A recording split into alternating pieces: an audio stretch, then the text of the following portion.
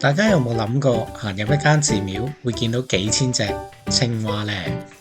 連識吹泡泡嘅青蛙都有，而且仲要配合埋好夢幻嘅風鈴，畫面真係靚到咧，好似入咗動漫嘅世界入邊。今日咧會帶大家咧嚟到福岡小郡，傳說中翻嚟一定冇事嘅如意神社，又名青蛙寺，一齊去感受呢個既治癒又超可愛嘅地方啦！如意神社其實正式嘅名咧係如意輪寺，喺奈良時代已經起好咗噶啦，已經有超過1300年嘅歷史。佢會咁受歡迎咧，完全就係靠呢啲成萬隻嘅青蛙像。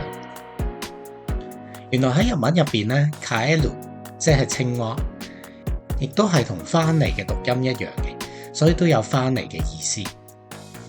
所以大家會嚟青蛙寺咧，祈願旅行平安啊，交通安全啊，身體健康等等。如果你係青蛙迷嘅話咧，呢個地方咧你一定唔會想走，因為呢度咧有一個專門收藏青蛙物品嘅館，入邊放咗咧世界各地咧送嚟嘅青蛙擺設，有毛公仔啦、陶瓷啦、手工藝啦，有啲真係超得意。入到嚟呢間房咧，成間房都係青蛙咧，好似去咗主題公園一樣咁樣。咁入到嚟咧，都會忍唔住咧，好想攞個相機咧去影低呢一個畫面。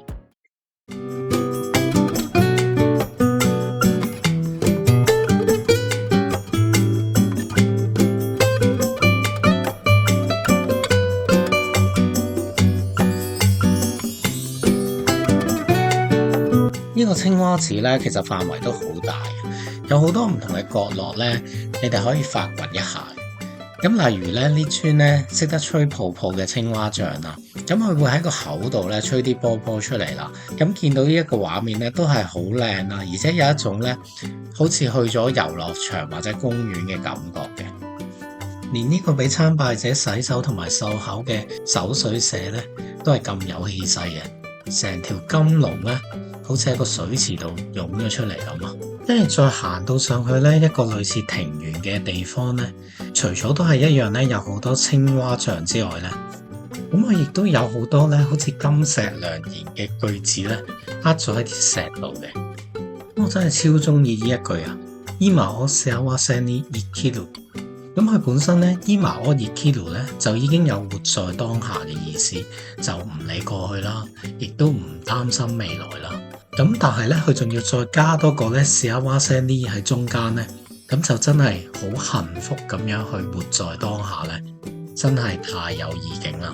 咁亦都係咧，好似我自己嘅人生觀一樣啊。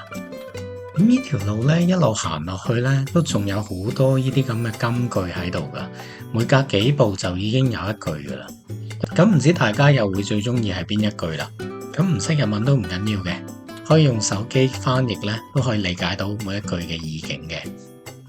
喺寺廟呢一個咁神聖莊嚴嘅地方咧，咁青蛙寺度咧就用一啲咁得意嘅青蛙公仔咧，去講出一啲人生哲理出嚟咧，實在係好有意思嘅。咁如果大家想嚟青蛙寺嘅話咧，咁最好咧就揀夏天，因為夏天咧就會有一個風鈴祭。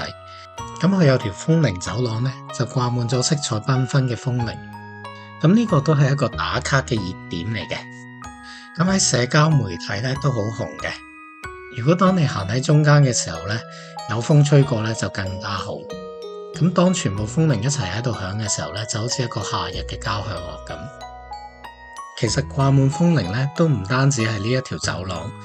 我哋再由呢一條長嘅樓梯咧行咗上去之後咧，其實都仲有一個空間咧，都係掛滿住風鈴咧，好靚嘅。咁上到嚟呢一個高少少嘅地方咧，開始有少少風，咁大家都聽到啲風鈴聲啦。咁經過埋呢一個風鈴陣之後咧，前面見到一個好大嘅心形咧，再穿過埋呢一個心咧，又係另一堆嘅風鈴陣啦。咁行到去呢個位之後咧，咁嗰啲風咧就更加犀利。咁所以嗰啲風鈴嘅響聲咧就係更加響亮嘅。咁越行到埋去呢一個風鈴陣嗰度咧，咁大家聽到咧嗰啲風鈴嘅響聲咧就更加清脆。咁其實呢啲咁靚嘅風鈴呢，我哋都可以買一個返屋企呢，當係紀念品或者手信呢。咁同埋佢都會有個盒呢俾埋你嘅。咁一個呢就1330 yen。咁嚟到青蛙寺呢，當然大家都可能會想許願啦。咁其中一個許願嘅方法呢，其實喺門口嗰度呢已經有好幾個青蛙像呢。咁其實大家呢可以呢寫低你嘅願望呢，好似塗鴉咁呢，喺嗰幾個青蛙像上面呢寫低自己嘅願望就可以噶啦。咁多拿さん已經喺度呢寫緊自己嘅願望啦。咁當啲願望越寫越多嘅時候呢，唔知幾時呢，呢幾隻青蛙呢已經冇晒位咧，俾大家寫願望啦。另外呢一個位置呢，都有好多唔同嘅御守賣啦，仲有一啲青蛙嘅紀念品嘅。咁當然唔少得御朱印啦。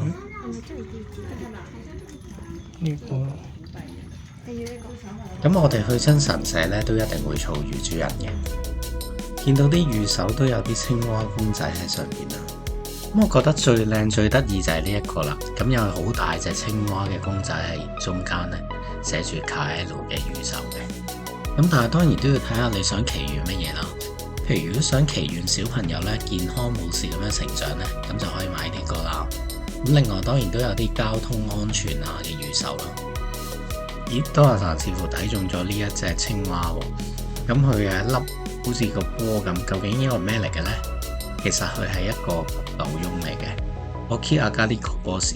咁再繼續睇落去睇下有咩賣啦。咁有好多唔同祈願目的嘅繪馬啦。咁佢有啲台凳喺度呢，你可以坐喺度寫低個願望之後呢，就掛翻喺個神社嗰度嘅。咁如果想睇下自己近排運勢點嘅話呢，咁都可以求下籤啦。咁最重要嘅就係金運呢一個啦。咁呢度幾款嘅求籤呢，都係有青蛙公仔喺度嘅。咁呢啲都係自助嘅。咁自己入咗錢落去之後呢，咁然之後自己揀一個呢，再睇翻籤文加神明有咩指示俾你就可以啦。如果淨係想買一啲青蛙嘅紀念品呢，咁我建議大家呢，可以喺翻呢啱啱個風鈴陣側邊呢，有個小賣店嘅。咁嗰度有好多青蛙嘅電話繩啊、鎖匙扣啊，或者係啲相架啊、其他嘅裝飾等等咯。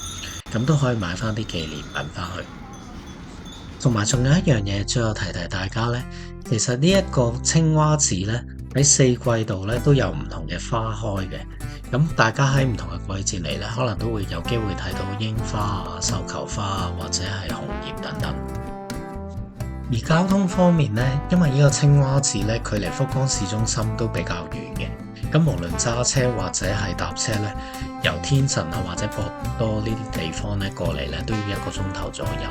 咁如果搭車嘅話，可以搭翻西鐵嘅大牟田線，去到呢一個三澤站呢，就落車行15分鐘到就到噶啦。咁所以呢，我建議大家呢，如果過開嚟呢邊嘅話呢，可以預半日喺呢一個青蛙寺啦，跟住另外半日呢，就去另一個近啲嘅景點呢，就係太宰府嘅。好，咁今日嘅分享去到呢度。咁未訂閱我哋嘅頻道嘅話呢，可以幫手訂閱我哋嘅頻道啦，同埋幫手俾個 like 呢，我哋呢一段片。咁同埋可以留言呢，話翻俾我哋聽呢。咁你哋最中意青蛙寺入邊呢邊一樣嘢？咁我自己個人呢，最中意呢都係嗰堆風鈴嘅，因為喺現場呢，聽到感受到呢嗰啲風鈴嘅聲呢，咁係真係好特別。